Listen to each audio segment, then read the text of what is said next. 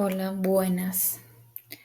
Em, Hoy, realizando la actividad del reto número 3, les presentaré que para mí tomaré como tema principal las finanzas, ¿cierto? La actividad se trataba de tomar referencia a uno de los libros que los docentes de apoyo nos habían dejado, comentarlo y conocer más sobre los tipos de finanzas, los cuales son las finanzas personales, corporativas, bursátiles y públicas. Pero, ¿cómo vamos a conocer de aquellas finanzas si no hemos o no tenemos muy claro el principal concepto de finanzas? ¿Cierto? Entonces, para entender, me fui un poco más atrás y vamos a ver ejemplos claros, concisos y que podamos entender fáciles en ese momento. Entonces empezamos. Las finanzas. ¿Qué son las finanzas? Las finanzas es una rama de la economía. La economía fue el tema trabajado en la semana anterior. Entonces es la rama de la economía que estudia el intercambio intertemporal de capital entre individuos, empresas o estados, cómo se obtiene y se administra el dinero y capital. Entonces, las finanzas son el campo de la economía que estudia la forma en cómo se obtiene,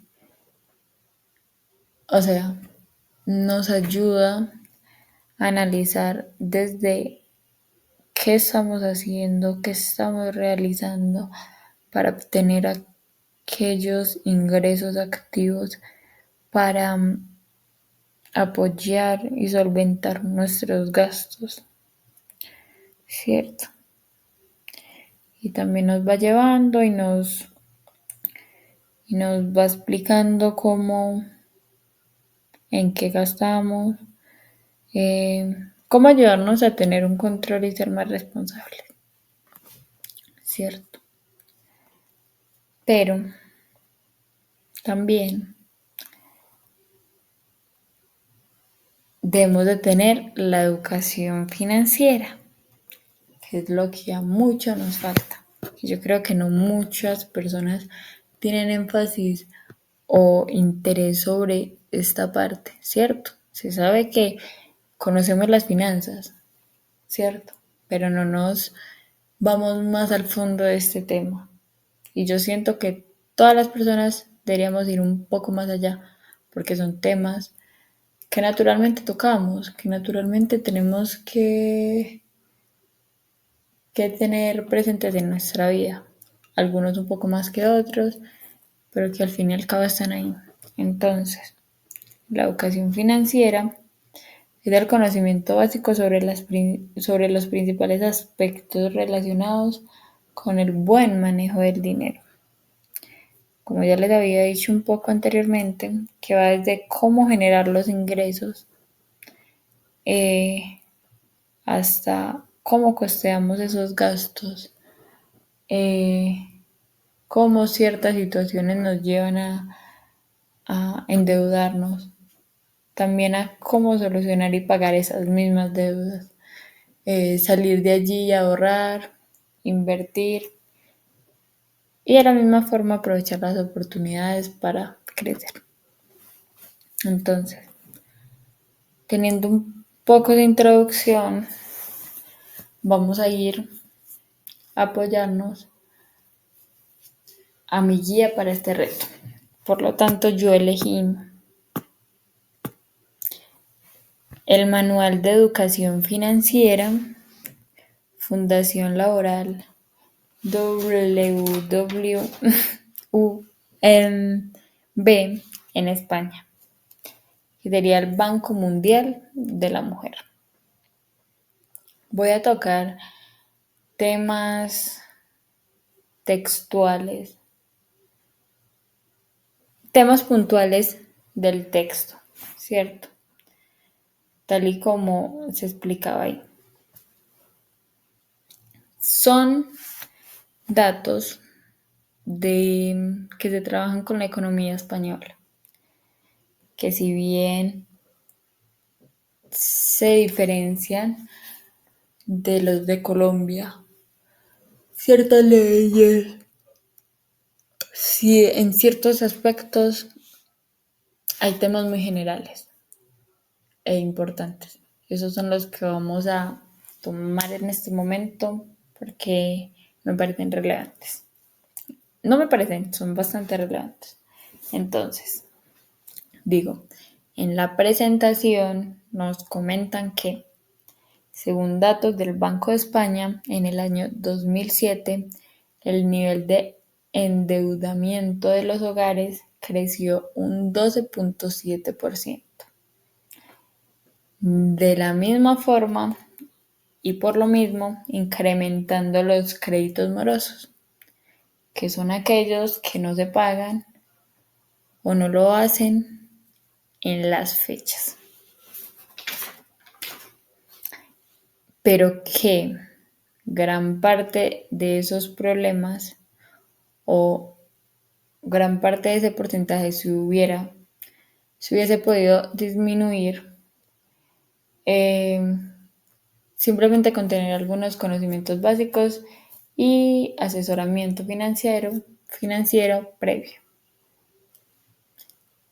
que ya se implementaron ciertas ayudas para soluciones que serían programa de prevención a situaciones financieras complicadas, ayudas a madres, cabeza de familia, personas que no toman mucha conciencia, simplemente a explicarles un poco.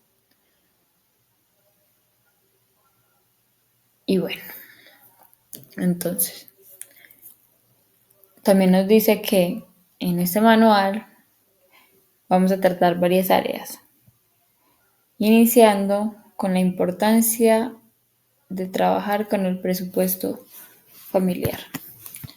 Tomando este presupuesto familiar como un ejemplo base en cuanto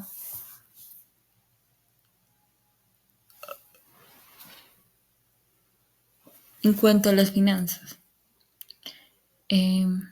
Pues muchos, la mayoría, por no decir todos,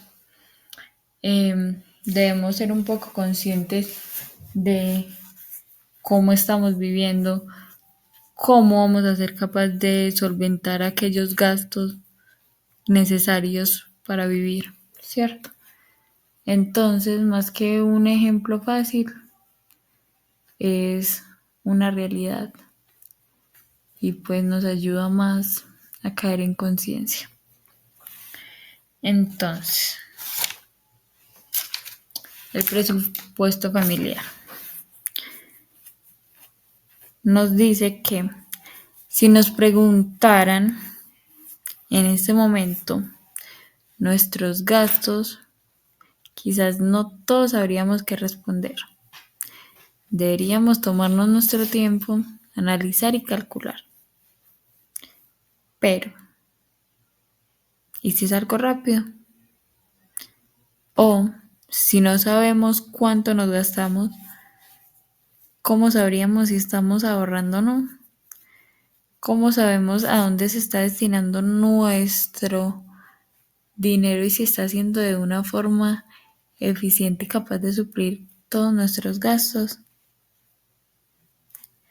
Porque bueno, si no sabemos cuánto gastamos, no sabremos si ahorramos y de la misma forma no sabremos si en algún momento podremos realizar algún tipo de inversión, ¿cierto? Entonces, supongamos que no tenemos ningún control, no sabemos cuánto gastamos. Entonces, un día nos llega un negocio, momento de inversión, me pongo a analizar, a contar, no me da, ¿cierto? ¿Qué voy a hacer aquí? Quiero iniciar mi vida crediticia.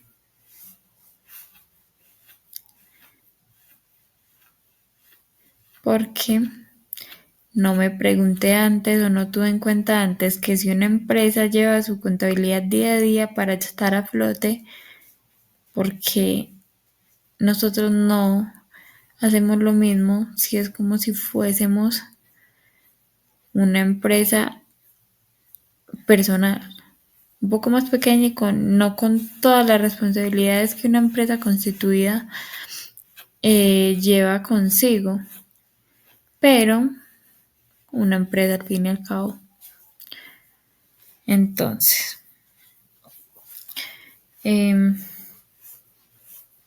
¿cómo llegué a, a querer iniciar la vida crediticia? No querer, a que me tocara iniciar la vida crediticia por aquella inversión que quiero realizar.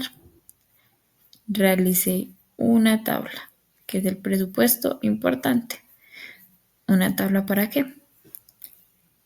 Una tabla de comparación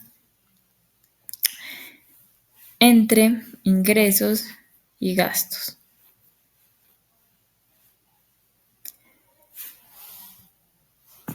Bueno, entonces, en esa tabla de comparación están ingresos y gastos. Y encontramos que los gastos se pueden dividir entre fijos y ocasionales. El ingreso va a ser de una forma periódica por determinado tiempo. Bueno, no periódica, perdón, me confundí. Va a ser fijo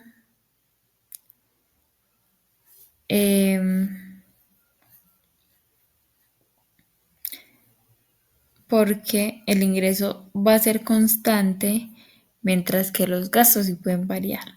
Porque si dividimos estos gastos en todos, tenemos sí o sí los gastos fijos: vivienda, alimentación, servicios, transporte, colegios, bueno, y tenemos otros gastos ocasionales que son bobaditas que de pronto se nos pueden antojar día a día, y entre bobadita y bobadita que no le prestamos mucha atención, se pueden ir convirtiendo en un gasto de verdad grande, que no notamos inmediatamente, pero a medida que va pasando el tiempo, este va tomando fuerza. Cierto. Entonces, ¿cómo llegamos a querer empezar la vida crediticia? Fácil. O en un momento mis gastos e ingresos se igualaron, entonces no tenía ni desfalcos ni, ni ese guardadito extra que se tenía a un ladito por prevenir. No tenía nada, simplemente tenía mi ingreso y me lo gastaba todo supliendo mis gastos. O simplemente los gastos superaron los ingresos. Por ende, no tengo capital para inversión. Entonces eso nos lleva a tener la necesidad de una financiación, que es cuando queremos realizar una compra o una inversión y no contamos con los recursos. Por ende, solemos recurrir a la financiación a la financiación ajena. Pero para parar aquí un poco, ¿ustedes creen que cuando solicitamos una financiación va a ser una ayuda, cierto? No es detallado bien, pero va a ser una ayuda. Realmente nos estamos preguntando si en aquello que lo vamos a gastar valdrá la pena. ¿Valdrá la pena tomar riesgos? ¿O qué tan importante va a ser para un futuro en mi vida? ¿O simplemente va a ser un lujo? Todo esto es un análisis que debemos realizar para saber qué tan rentable es aquello. Entonces, la necesidad de financiación. Encontramos el préstamo. En el préstamo vamos a la capacidad de endeudamiento, que esto equivale al 35% de los ingresos netos. Entonces, el 35% de tus ingresos va a ser la capacidad de endeudamiento. Y también un poco más arriba va a estar el límite de endeudamiento, que sería el 40%, que si bien esto va a ser mucho más difícil y complejo porque nos va a traer circunstancias más complejas, también puede ser tomado siempre y cuando no supere el 40% de los ingresos. Entonces, para querer tomar aquel préstamo o esa financiación, debemos tener en cuenta ciertos elementos. Entonces, encontramos la cuantía, el plazo de amortización, el tipo de interés, que se divide en dos, fijo variable, comisiones y gastos en la cuota, coste del préstamo y contratación de seguros. Entonces,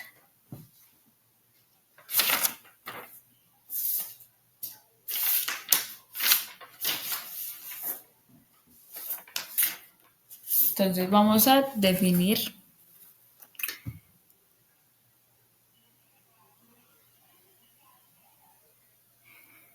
un poco. El tipo de interés que podemos encontrar va a ser fijo. Esto quiere decir que el tipo permanece inalterable durante la vida del préstamo.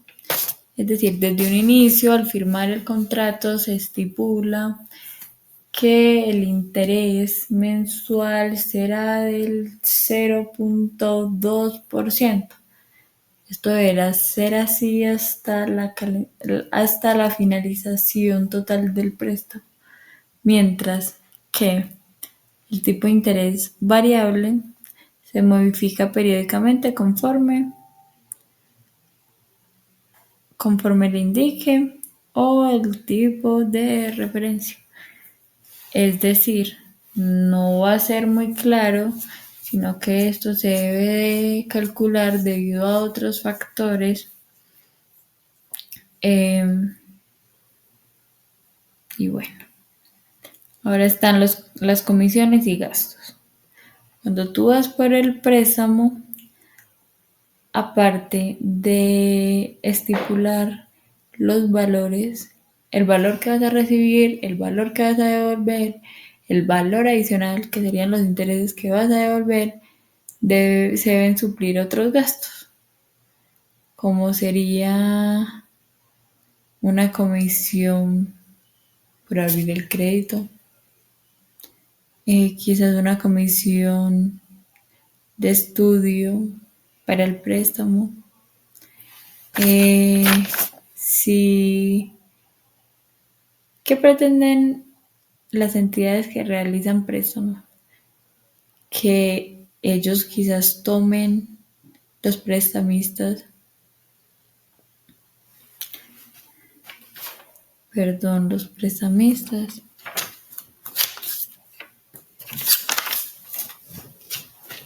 ay, bueno, aquella persona que está solicitando el crédito tome el tiempo más largo para pagar, claro, le van a servir mucho más intereses. Entonces, cuando hay una cancelación antes de pagar una comisión, por aquello.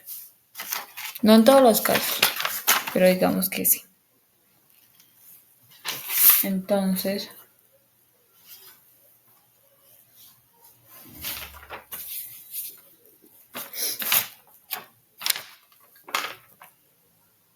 ahora está la cuota. La cuota es el aporte periódico a abonar. En el mismo contrato, o sea, al inicio de esta operación, se estipula fecha, valor de la cuota que se da para ir abonando aquel préstamo, ¿cierto? Ahora, el coste del préstamo, que sería calcular el nominal más los intereses que pagaste, más las comisiones, más los gastos. O sea, sería en realidad lo que gastaste, el coste del préstamo, ¿cierto? Ahora hay una contratación de seguros. Porque la entidad que te ayuda con esta financiación debe tener cubiertas posibles contingencias que pueden pasar en este proceso. ¿Cierto? Deben de también apoyarse con avales personales que respalden al titular. Eso se les conoce como fiadores o avalistas. Básicamente, ¿qué sería un avalista? Es aquella persona que sería apoyo, es aquella persona